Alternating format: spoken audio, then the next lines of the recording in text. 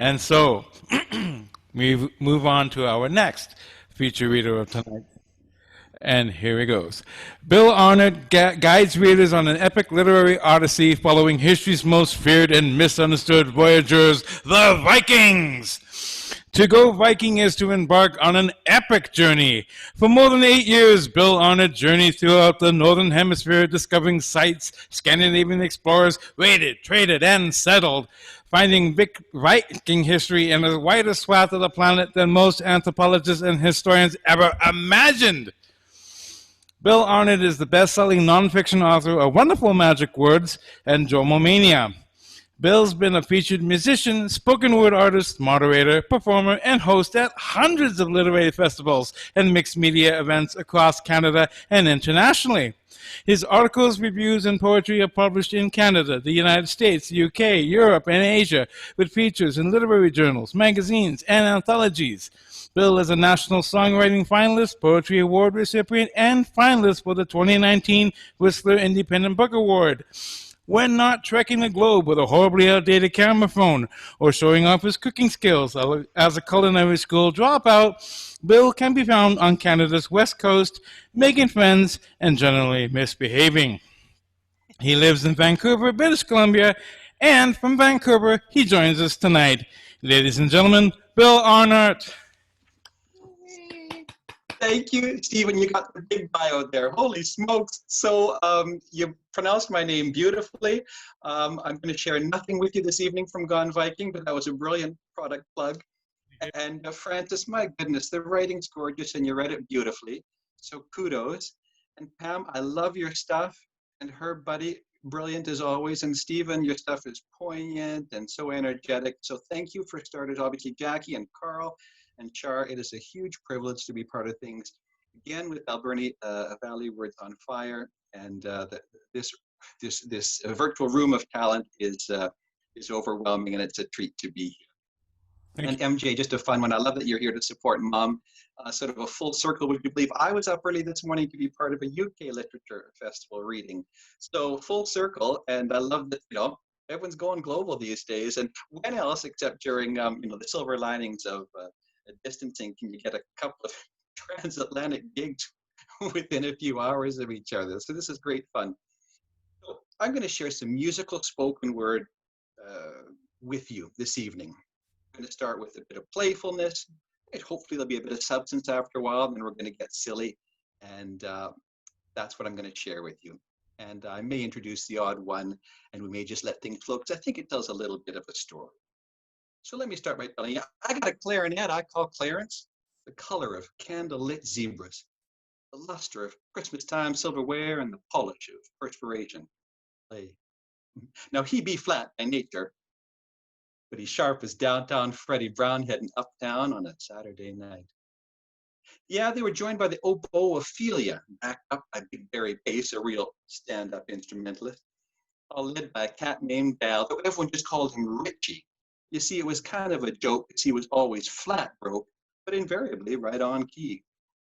Then they were joined by a dancer named Billy, and she married her beau named Bill. They got together and people called them B squared, but truth be known, they were the coolest laid-back duo with their attitude laissez-faire. Until old Harvey the Harp, he would join the affair. He was always high, but man, that man was harmless. He wouldn't hurt a fly. He'd walk into a party, sizing up the room, and with his harp held high, he would look the crowd in the eye and he would play some harmonic tune. And what was the tune that would make the folks swoon? Invariably something in G. And this is called G Billy. You see, Billy wore a brace around his neck, held a G harp into place. Chord he loved. 3 notes he'd play, or 4 on special nights. Occasionally, the house half full instead of full on empty. Playing on E, the band called that, with grins and snorts, waiting the next off ramp and a fill. Yes, G was Billy's home more often than not, where he'd return, harp nestled into key like an heirloom quilt in eiderdown, swelled with pride in cold, cold weather. Now, at the end of a particularly ponderous, wondrous song, those vague and directionless sojourns that Billy seemed so fond of, recollecting liquor, lovers, ride-alongs, and endless songs, smoke-filled memories, mementos, mired in his mind. Yes, the at times tugging gently, others acerbic sharp as the hackleback on every neck. That brace a chain link shackle holding Billy into place next to a G, the band, the stage, the half-E full of E-beer soaked room with a server who knew everybody's name.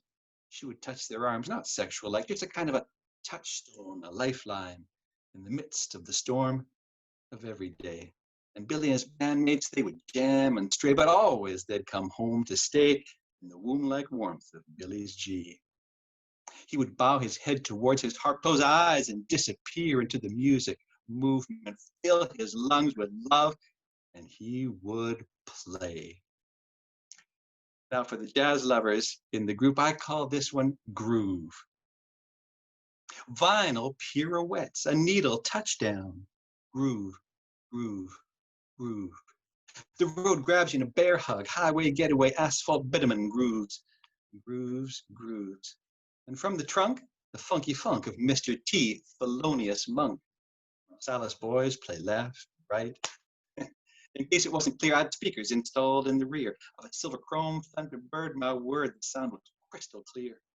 Tweeter, woofer, double bass vibrates up out and through Corinthian patent leather. Headlights displayed across a country roadway in single lane both ways. Groovy, grooving grooves to the smooth, smooth sounds of Billie Holiday, Buddy Rich and Buddy Guy, every guy. Lady Ella 2, 3, 4, as Oscar takes Rouge baton lead on pickled ivories, black and pretty white. Skip hip-hop, span the jazz and blues and rock and roll in infancy, across the Delta blues from Kansas City, up to Chi-Town, off to Harlem, leap that pond to Mariana Trench, one mighty groove, groove, groove that moves the ocean. This giant orb of oxygen and hydrogen that moves. This oily ball of fossil-fueled 45s and full-length 33s, like seaside cliff tops. Baja Mazatlan dive towards an ocean groove. And all we need to do to feel that heat of ocean beat to cool, cool, cool, be in that deep blue sea. Glissando rondo, heartbeat music, everybody knows this single. Shoreline shingle, soothing tunes we scrunch along in dancing shoes. To upbeat a cappella company in perfect, perfect harmony, that is what we see. A seaside bridging chorus, chorusing our groove, groove, groove, our groove, groove, groove. Now, if you'll join me, we're going to find our way into a bar. Imagine, if you will, I go up to a bartender and I ask him for a double. Well, he brings out a guy that looks just like me. We were equally surprised.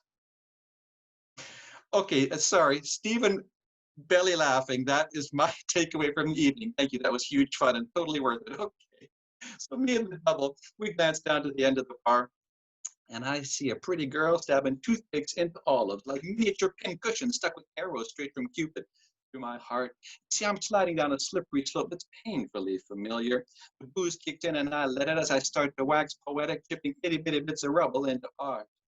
Pretend I'm Leonard Cohen, finest wordsmith ever known, though I've never been a Buddhist, lived in ashrams as a nudist, or slept with Rebecca de Mornay. Not for real, anyway. It's a flashback to the 60s, people living in the cities. You got beatniks crossed with hippies sporting horizontal stripes and small goatees. We'd play a jazzy minor chord, learn to smoke, renounce the Lord, go acoustic, lose the ebb and ooze, ooze, ooze, just like a lava lamp. And all around, while people stared, none of us would even care because we're too busy smoking and fondling our lengthy ponytails. Oh, and the beatniks in the house go snap. Well, the bass man, he would play. Big Barry Bates, the stand-up instrumentalist, he would play. Yes, it was a different time, a different place. There were sideburns creeping down the face, a time of turtlenecks and black berets. When old-fashioned was, in fact, a drink served with cherries, what I think, fruit with olives on the top, lemon rinds, and pretzels. As the pretty girl who served them up with toothpick Cupid arrows, piercing every single heart that came along. While that bass man, he would play. So there's a little run of things that I feel kind of tell a story. Here's a little intro to the next piece. I was privileged to be part of this songwriting group a few years back. And what was done was, it was an exercise in creativity. I know all of you will appreciate this. So imagine like a writing prompt, but it was songwriting. And the leader said, let's take something that's so utterly familiar. No, not Twinkle, Twinkle, not Happy Birthday. He said, Three Blind Mice, a tune that is so entrenched and familiar, and blow that up, recreate it, do something utterly new with it, come back and show us what you've got. And this is my result of that Three Blind Mice exercise. Three blind mice, three blind mice. Now, why can't they see? Is it an ocular disease? How did they find the hole in the wall? Do they have seeing eye dogs at all? Do they even make big canes that small? Blind mice, three blind mice. Now, what, were they injured by cats? Suffer workplace accidents? A hole in the walls where they abide, where they go when they run and hide, filling little pencils on the side. Three blind mice.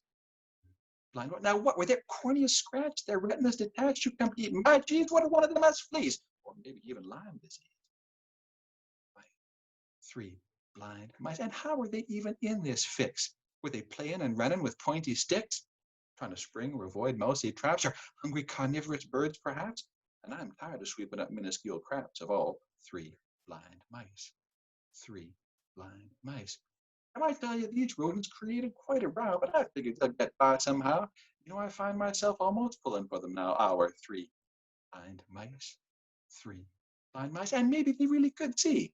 It's eye surgery. Maybe they're scared. It must be rare being visually impaired, these three blind mice. Blind mice. And maybe they're really able to see out of one eye, like old Sammy, a little rat pack of crazy mice, drinking tiny scotch on ice, hanging in Vegas throwing dice, these three blind mice. Blind, they're cool as cats, these three. Blind as bats, these three. Blind, they're hanging like rats, these three blind mice. Blind mice. Thank you. There's a few silly ones ending up on that note. And I would love to hear from you, Stephen, if winding things up there, if you want a little substance to cap things off, we could leap into some more open mic. I just want to be sensitive to everyone's time. Okay. Carl? Thank you. Cheers. And thank Hello, you for Bill. stop the video. It was kind of cutting in and out. So when people are talking, let's just shut our videos off so we can not have these cut in and outs. For Bill? Thank you, everyone. Who is speaking, please? I guess maybe we'll just go to questions and answers for you, Bill. That sounds dandy. Oh, Stephen, thank you. That sounds dandy. All right, excellent. So, how do you do that? I don't know how you do it either. Incredible. One of the chums from this morning's Lit Fest, Yeah. mentor, and he uses the term learning your stuff. It's different than memorizing it. You might sound like splitting hairs. And I thought, gosh, if I want to hang with these people, it was sort of like a bar was set. And he said, of course it's in all of us. We all can rattle off, right? National anthem. If you're at a concert of a band you love, without putting too much thought into it, you can sing along to every song. So it's in all of us. Mm-hmm. Everyone can do it. Some of us just make a point of anyone can do that. So it's the same thing. I assume that's what you're talking about. Not reading stuff? That was presumptuous, wasn't it? I answered a question that may not have been asked. I know that when I do my poetry by memory, people are like, oh my God, how do you end up doing that? Of course, it's in all of us. Yeah. It's a jaw dropper for the crowd. And we've got some really great practitioners who do memory work, including John Beaton for sure, out of Beach. Yes, there's tons and tons of folks that they choose that, and not that it makes it different or better or any of that stuff. So many of my good friends are reading their stuff. Of course, it's equally impactful and lovely and poignant and from the heart. This is just an approach I've chosen to embrace. Excellent. So now, any other questions? We're keeping you on the spot here, Bill. So, Bill, I got a question. So, when you write your stuff, do you write it down and then do you read it until you have it memorized? Is that? Yeah. Most often that's I will, like all of us that are writing poetry or prose, you're writing it over and over and over again. And So yes, these things are all written. And when you're maybe comfy with an iteration, you do your best to learn it. Invariably, it's going to come out with adrenaline and nerves radically differently every time. The folks think you're keeping it fresh, whereas the fact of the matter is you just don't know your stuff that well. So there's the long answer. If you've ever been part of the theater, because that also helps, I think, for memorization. Right. So no, I haven't, but I'm sure, yeah, folks are using whatever mnemonics or their tricks or. I have a question, Francis, Bill. It's yeah. Francis. Hi. So groove. Yes. So did you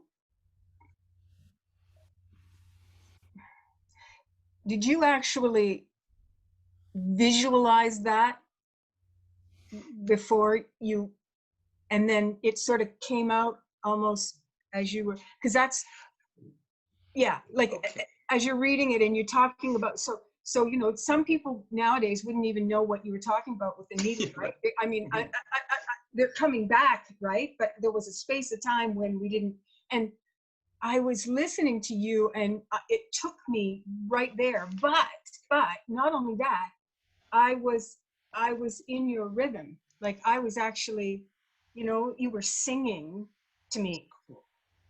That's so cool. Yeah. I really truly wrote that for, again, another buddy in the UK that's just the world's biggest jazz fan. And I think every jazz fan feels they're the world's biggest jazz fan. But he spent so much time writing in that vein. And he is a genuine old beatnik with the bebop and has all of those LPs on vinyl. And so he had written a cool poem for me. And that was sort of, I wanted to return the favor, not that it was expected. So that to me was just honor and homage to a chum who I respect and admire. And had a huge fun once, had the opportunity to do that. We were on one of those radio things and the jazz musician was in New York and I was in Vancouver. And like you, Francis, and like a lot of folks, there are some folks that do get a kick out of that know a number of those references and get a kick out of that. Yeah, that was escape and a bit of history. Yeah, no, everything was amazing, but I was just particularly transported with that. Like I could feel the needle going down. I could feel that, because that was always a big deal, right? And skipping or scratch and all of that was part of the music, was part of the experience when you were really into it. But then I was moved into your rhythm was so spot on. I guess it is. Never mind. I'm babbling. And it was. Not at all. I will sing praises to my writing pal Mala Rai. We give each other weekly prompts. She's a much better writer than I, so she always raising the bar and keeps me and us honest. And that would have been one of those. I'm not going to share, hopefully, too much rubbish with her. Yeah, fantastic. Thank you. And before I forget, Cynthia, thank you for, I've got these buddies from the mainland, and Stephen Char said thanks again, and her, but anyways, with these island friends and colleagues. Our pleasure, Bill. Wonderful stuff. We got more talent to come. Should we jump ahead, Carl? Stephen. Yes.